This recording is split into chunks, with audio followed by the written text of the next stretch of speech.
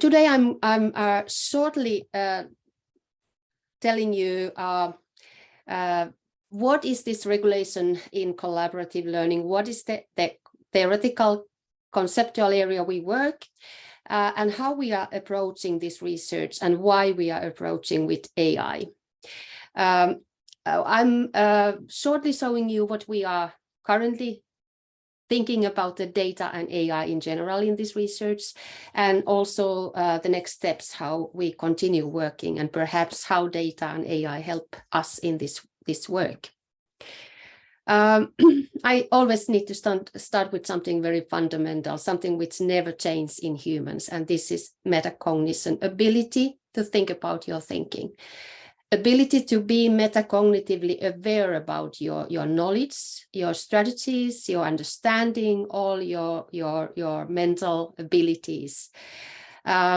Shortly said, the strong theory kind of explain that how learners can experiment their own learning, so they can monitor and then according to the need change and regulate the cognition, motivation and emotion. Basically the theory tells in very details how learners are able to translate or transform their mental abilities into those skills which makes them more competent learners and also competent to work with technology and other people. Even though we know a lot about individual cognition and self-regulated learning as such, it is a very strong theory, but the life is still quite complex in these days, because individual learning is complex, but when we see these kind of scenarios which are our everyday life, like we are working with technologies, computers, online, with other people, all having variety of affective, cognitive, metacognitive, interactive, social processes, exactly working at the same time in the situation. So therefore, we have to understand all of those areas and how they are kind of synchronizing and working together, especially if we are considering collaborative groups. Thinking about this theory of self-regulated learning and socially shared regulation, the theory we have been sponsoring and promoting, we think that in general, once we see more and more algorithms and AI helping, hopefully, our life, what is the most valuable we really need to train among humans and learners in these days? And what makes us powerful to work also with AI? My answer and my research answer is that we really need to guard those very, very human competencies that we human only are able to have. And this is a kind of new set of uniquely human skills and competencies, those which algorithms cannot take care, and those that machines cannot replicate, at least very easily. So therefore, I'm kind of marketing the theoretical approach, which is built on self-regulated learning theory, but also developed in order to understand in a group level and in the social context. Socially shared regulation, shortly said, involves groups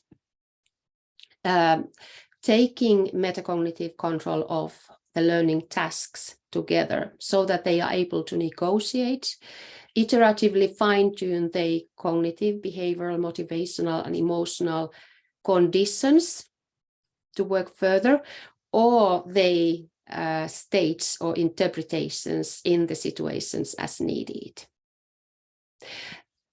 And it is not only kind of group level phenomena, but always also in this collaborative learning situations, under the term regulation, also self-regulation is running. Of course, you as an individual are participate there, and also how prompts also how the others prompt you in terms of co-regulating.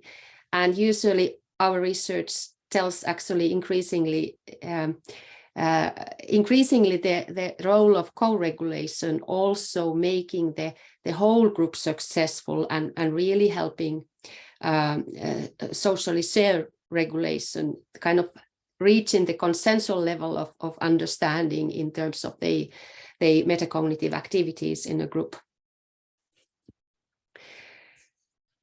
So more about the theories is available in our work and publications, but on the other hand, even though the theory has been progressed, it has been quite difficult to understand these group level complex phenomena, thinking about how effects on cognition and how these social interactions are part of knowledge building and creation and so on.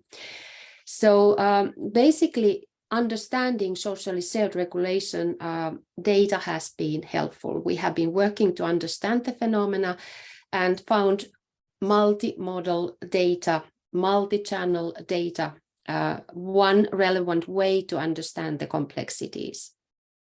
So basically, the way we have been able to capture self-regulated learning processes individually and at group level, these different data channels have been helpful to complement our earlier methods.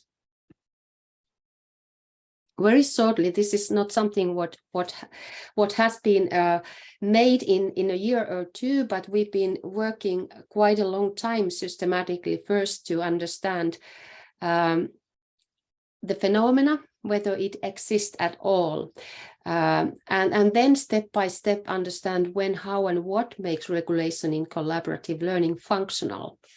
So in these years, we have evidenced the phenomena. And then we have studied the role of self-regulation, co-regulation, and socially self-regulation in collaborative learning. Multimodal data, combining different data channels, has given us data which has helped us to look at more like a different kind of analytics, look at pattern level and sequence level of activities and strategies, and understand the phenomena a little bit more. More modalities have been also helpful to understand something what we called very metacognitive, non-observable phenomena, something what is dealing with this sharing, something which is basically not visible for learners nor the researchers. And for example, using physiological data and synchronizing physiological activations, combining that with the other data channels and triangulating have made us step by step understand the phenomena in empirical ways. Currently, once we have been able to collect more data, more groups, follow the same groups for several weeks and several hours of data. Now we are working more with the AI-based methods and trying to model and predict these processes. But as I said, this is still ongoing work we are doing. So currently, once we have more of this data in our hands, what are we doing with AI? First of all, as a learning scientist, I have to remind that humans always have had different kind of tools and technologies to augment us. Compasses, mobile phones, papers and pencils and all these kind of things. But now it seems that data is augmenting us. But I also need to remind you that once we are considering learning, individual collaborative learning, my claim is that the data is only useful for teaching, learning, and education when it is analyzed through the learning scientist lenses. And this is what we are trying to do. Currently, shortly, in our lab, we are using different kind of multimodal data, big databases to understand socially shared regulation in learning. AI and AI-based methods are helpful for us to make the data visible and meaningful for us to understand. We are not interested in the data as such, but what the data can tell us. The next step is to think about how we can create the collaboration with the data and use AI, or actually learners and AI to collaborate. So how the data coming out and the learners in action, what is the relationship and how they can collaborate better. And our eventual aim is to augment learners to be more adaptive, self-regulated learners, either alone or collaboratively. And actually, this is a lot of also trying to effort different kind of advanced learning technologies and bring the evidence to future educational technology. Very shortly and very, very simplified example. For example, currently we are working with an experiment where we have been collecting various kind of data in collaborative learning tasks.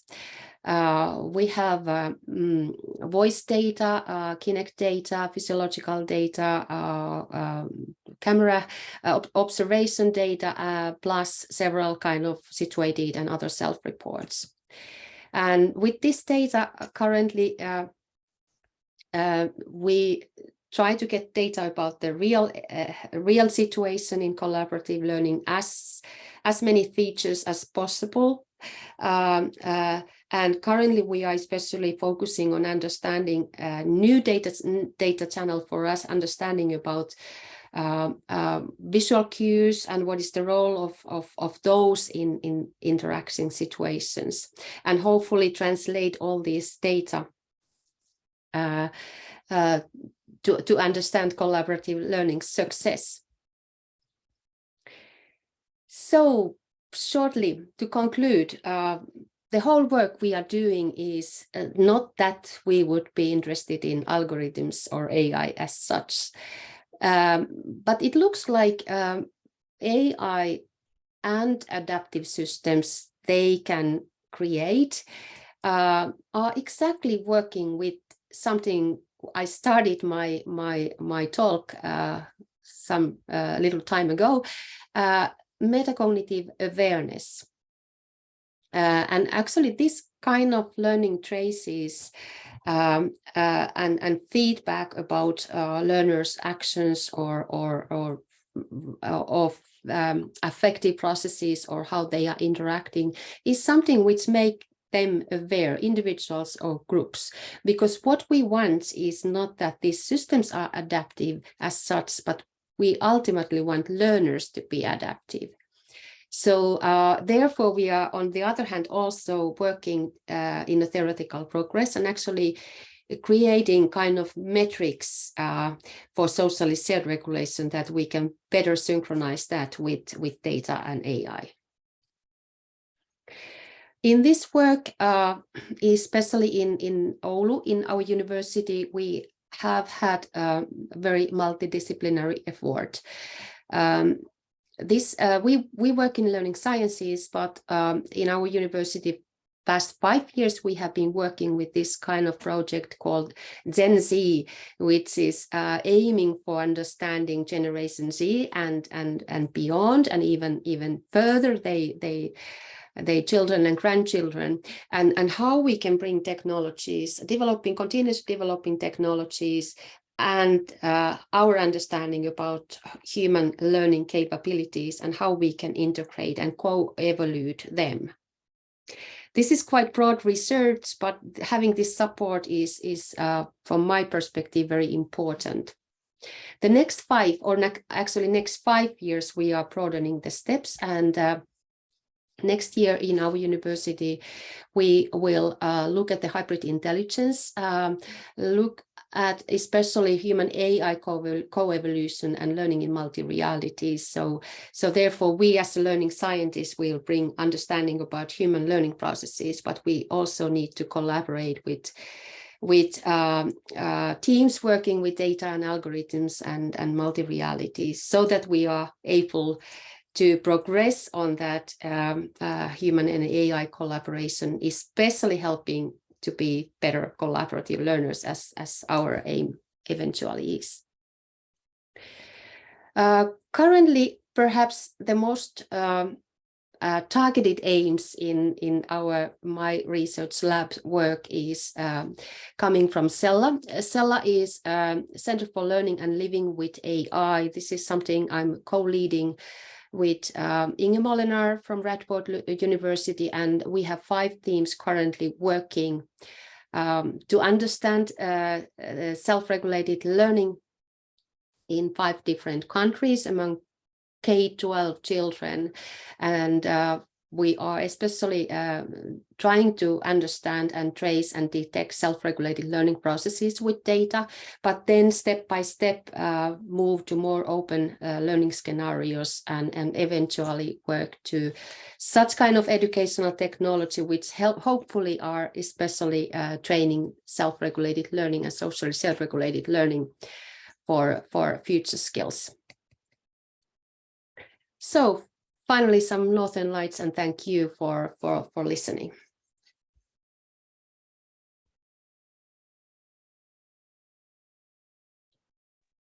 Thank you very much, Sanna. Floor is open for questions. I just see if there are some, otherwise I kick off. One question I would be very interested to, you described the now mostly the role of multimodal data also to understand that complex phenomena of socially shared regulation. How do you see the role of intelligent components or agents, like in hybrid groups? Can you expand a little bit on that? How you see that collaboration in mixed human intelligent agent groups, and what do you think is important to take into account in such a perspective?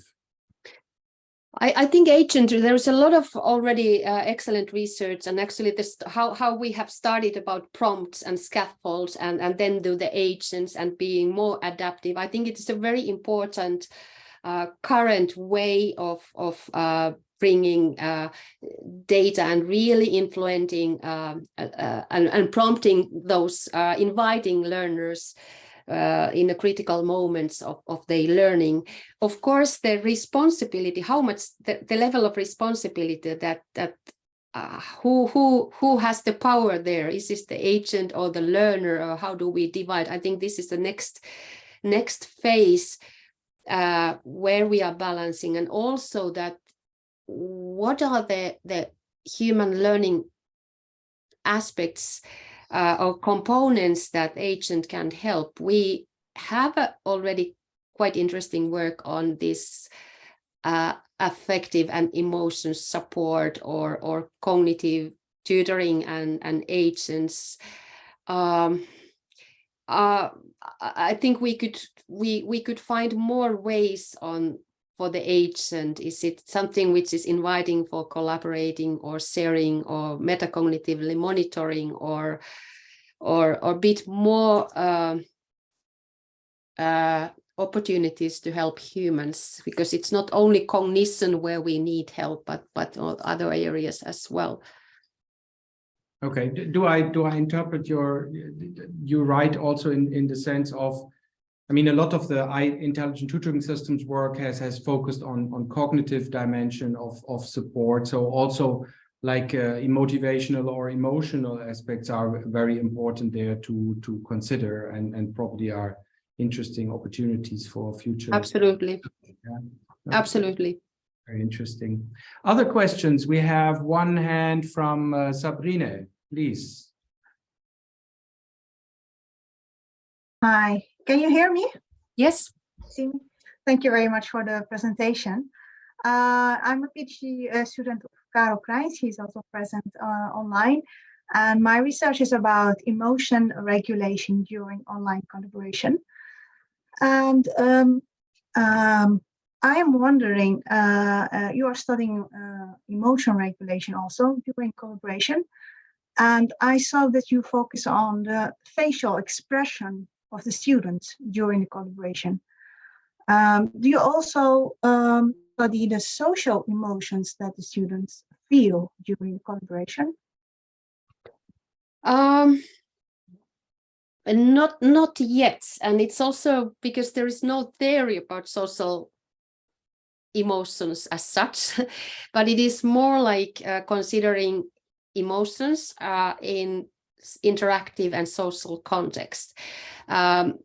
Facial recognition, there's a lot of research, and we have been using that as well to recognize emotions as in facial recognition, but that's quite limited because we know, especially in a learning context, it's not only those micro features or something but we really need all these gestures and visual cues and those. So currently we are working with kinetics data and looking about this opportunity to broaden this understanding about affect, emotion, cognition, motivation there. But it's also something that that theoretical grounding, the field is like it's quite wide the way that we work in this multimodal data and how we interpret the data. I think there are a lot of confusions at the moment and something that we don't really understand, because something what is represented, for example, with your physiological activations or the facial expressions is not necessarily indicating cognition or motivation or emotion as such. But this is absolutely important to work at the moment. But I'm always concerned about the kind of the theoretical grounding what the data gives. I'm also very concerned about our work, let me say so. But yes, I think my answer was that we are approaching to look at gestures and visual cues in collaborative learning. Yeah, but you do not define those visual cues as certain specific emotions. How do you use this information, this expression? How do you use that in the data? We are working with affective computing experts who actually have been working. They have been working to facial recognition, and especially they have big libraries about understanding about different emotions. So that work has been in collaboration with them. But as such, we are not happy with those analyses as such. They are very important, but considering in a learning context and situation, there has to be more. Okay, thank you very much. Okay, are there other questions? Please put in the chat or raise your hand. Otherwise, I would also have one other. Karel, yes, yeah. please. Hi, Sanna. Hi, Karel. Of course, I have a question for you. I'm reading the papers you published about multimodal data and analyzing that for whether how students in groups are collaborating and regulating their actions in the group. But you know, we are working in online situations, and it makes us very difficult for analyzing such multimodal data. And yeah, I was thinking about it. How can we do this? Especially because they are working asynchronously and for a very long time. Whereas the studies it's very nice, of course, to have all those people packed in one room and put videos on it. So I would like to hear your suggestion for how to do this. To be honest, we don't know, and therefore we like to stay in our infrastructure to it has I know that, and a lot of colleagues are also thinking the same, that since the whole world is working more or less also online, we should have more research about that. But in our work, we have very much concentrated on theory and concept building, and therefore I think for us the decision has been that we don't work with online data at the moment. I think the discussions I have had with colleagues is that some of the tools for facial recognition or eye tracking in online are already quite okay. And of course, then you have to, the granularity and everything, you have to have a different scale of using that data. But there might be also something new we could invent in that field. More work absolutely is needed. Yeah, I think that is quite true, because our experiences is that in just these long-term collaborating groups where you don't meet face-to-face, there is also a lot of problems arising during the collaboration. And what Sabine was telling is especially the social issues that is happening apparently more often than not, and we can't regulate that in a clear way. So yeah, I think that's the reason we go on that path. Actually, I would recommend you go back to your old work about these sociability tools, because I think that there might be something that we could invent these tools for in a new way. Sure, we are going back to the future, or back from the future back to the past, something like that. Well, sometimes very basic, strong ideas are needed just to upgrade and yeah, not invent always something new. Thank you. Thank you. There's one more question from Kazem. Yeah, first of all, let me say thank you for your nice presentation, Sanna. My name is Kazem Banyashem. I work at Open University. We are in the same university with Carl, of course, different departments, but we have mutual research interest.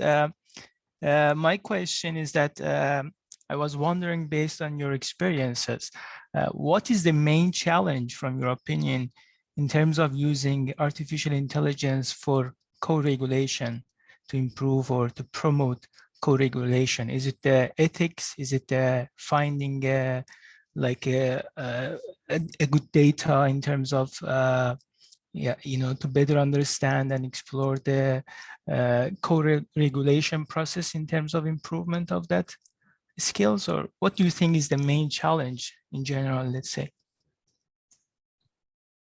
Thank you.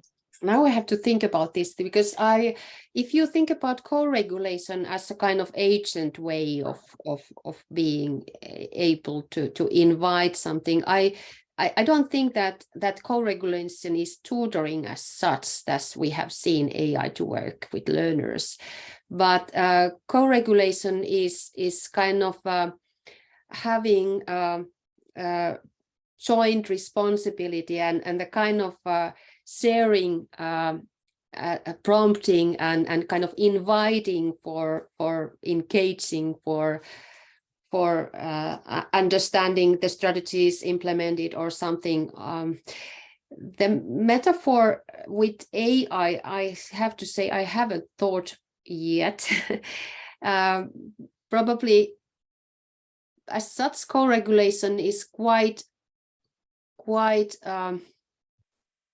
difficult concept to apply, or because it is different than prompting and tutoring. I have to say that I cannot answer. Thank you for raising a very interesting question. And again, like thinking about the phenomena in a theory, and how do we work with that concept with the data and opportunities we have. It's not that straightforward, but I have to think about more question. Yeah, my personal impression was that learning analytics or using artificial intelligence is more based in individual level, but when it comes to collaboration or co-regulations, for me, it was quite interesting to see how we can really, in an effective way, we can implement AI or learning analytics in terms of improvement this concept. Yeah. Absolutely, I agree. I haven't seen very interesting or something very strong dealing with AI and collaborative learning or any of those interactive processes. And I don't know whether that's ever possible, because something what we have in between interacting people is so unique that not sure whether it's able to be modeled or so. Okay. Thank you very much. I think I have no other hands up. Then I would like to. But I'm sorry. very Yes, please go. you. Go ahead. Yeah. So I hope you can see me. Thank you so much for your talk. I was wondering one thing about shared regulation for a little while. So there is this field emerging, embodied cognition, that really emphasizes the role of the body in learning, and also says that, you know, cognition is deeply rooted in our bodily interaction with the environment. And I am thinking for a while now on how this regulates, how this could connect with a shared regulation perspective. And I was wondering if you have any reflection on that. This is also a question that we are in very early to investigate. This embodied, for me, this embodied cognition has been in discussion with VR, AR, and XR environments. We have done some experiments to understand students' self-regulated learning processes while they are working with virtual reality learning tasks.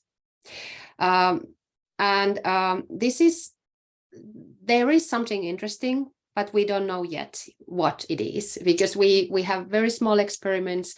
There is some literature bringing this embodied cognition, the role of embodied cognition, and especially in these environments. And I think it is somehow very closely linked on these environments to explain something important. But I don't know anything about connecting how these cues, gestures, positions, how they are part of metacognitive phenomena called regulation of cognition, motivation, or emotion. We have been discussing exactly the issue, but also totally new area, and more to work.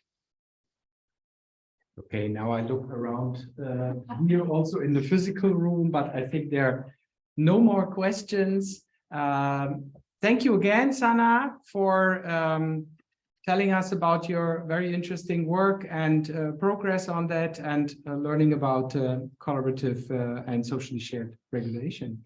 So to be continued. Thank you, everybody, for being here. Thank you, Sanna. Yep, thank you. Bye.